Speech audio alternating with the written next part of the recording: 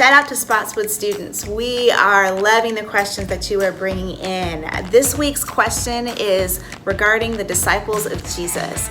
Did the disciples bring their wives and children with them during Jesus' ministry? We're on the spot.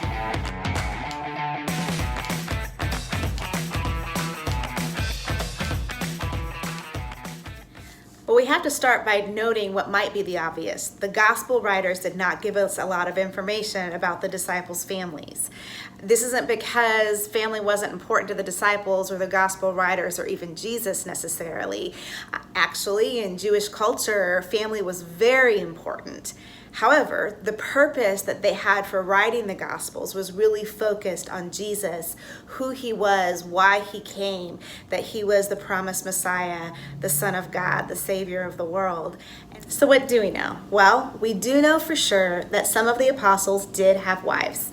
Paul actually mentions this when he writes the Corinthian church. He said some of the apostles took their wives along with them. What we don't know is how many of them had their wives with them during Jesus' ministry. It is estimated that the age range of the disciples could have been as young as the teen years, and the oldest maybe in their late 20s, maybe even 30, like Jesus probably was during his ministry. And so it's very possible that some of the disciples weren't even of marrying age yet. Another thing that we know for sure is that Peter was married. 3 of the 4 Gospels give us an account of Jesus visiting the house of Peter. And while he was there, it was discovered that his mother-in-law was sick.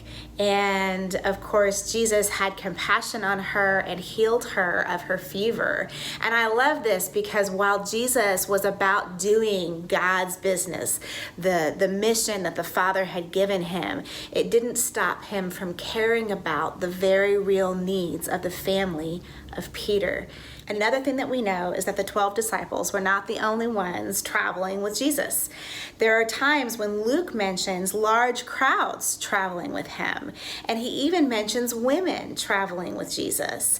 Specifically, Luke talks about Mary Magdalene, Joanna, and Susanna as women who ministered and supported the disciples and Jesus out of their own means. So there are women, there were large crowds. We even have record that the mother of James and John traveled with Jesus at one point. We notice that there's a conversation that she has with Jesus regarding her 2 sons in the kingdom of heaven. And so we know that Jesus didn't mind family members traveling with him.